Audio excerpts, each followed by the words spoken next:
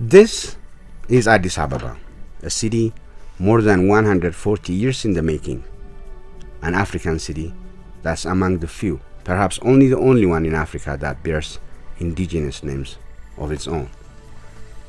This is Addis Ababa, a city that hosted the first gathering of heads of states and governments of the newly independent African countries. This is Addis Ababa, where the founding fathers of the Organization of African Unity entered into an oath of continental unity and pledged support to freedom struggles of African countries languishing under the yoke of colonialism. This is Addis Ababa, a city where the war proclamation that led to the first military victory by an African power against a European colonizer was heralded. This is Addis Ababa, a city where African independence heroes received training and went back to their countries and kicked out colonizers and freed their people. This is Addis Ababa, the city where the anti-apartheid icon Nelson Mandela got military training to lead the freedom struggle in South Africa. This is Addis Ababa, the last city Mandela visited just before he was thrown into jail, and the first city he paid homage to immediately when he was freed. This is Addis Ababa, the city the first African Olympic double medalist Ababa Bikila paraded in victory. This is Addis Ababa, the city the first African women Olympic gold medalist Derartu Tulu shined in all smiles in her historic and first-of-a-kind victory.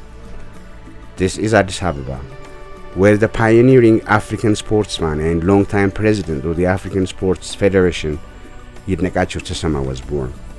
This is Addis Ababa, the city of the country of arguably the best long-distance runner of all time, Haile Gebrselassie. This is Addis Ababa, the seat of the grandiose symbol of African Union and the Economic Commission for Africa lived in for over 6 years and counting.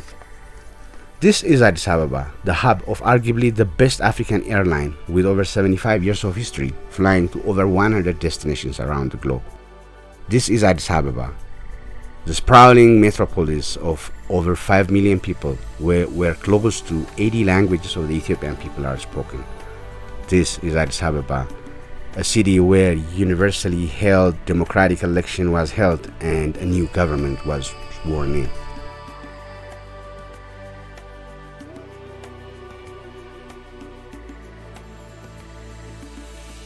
This is Addis Ababa, a city only a few weeks ago the Western governments scared, enticed, and finally forced embassy staff and workers of international organizations and even closed international schools.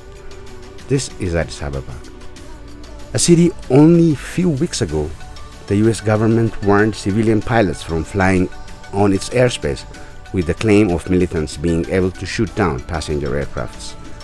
This is Addis Ababa, the city where only a few weeks ago the US Embassy issued warning of imminent threats of terrorist bombs exploding everywhere and alerting its citizens to avoid crowds, malls, and public gathering places, also advising people to stock critical items like food, water, medicine, for the city was going to go into chaos and anarchy of biblical proportions.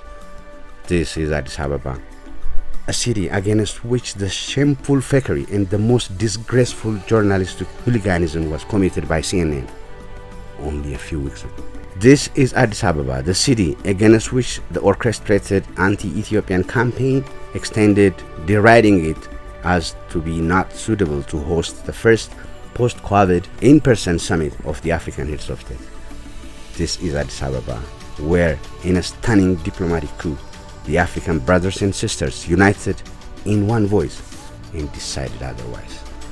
This is Addis Ababa, the host city of the 2022 African Union Summit of Heads of State, waiting her fellow Africans in open arms, broad smiles, kind hearts, bright skies, and the age-old endowment of uniquely Ethiopian African hospitality. Against all odds, against all throngs of doomsday wishers, against the massive organization of blemish, falsehoods, and outright attacks to break its spirit, and thereby that of Africa's, Ethiopia prevailed. This sprawling city, which her urban youth lovingly call her Sheger, or Oromo Ethiopians affectionately call her Finfinnee, continued to grow, perhaps more so than ever before, as one gigantic nerve center for the spirit of African independence and a stellar monument of unbreakable national and continental resilience. This is Addis Ababa.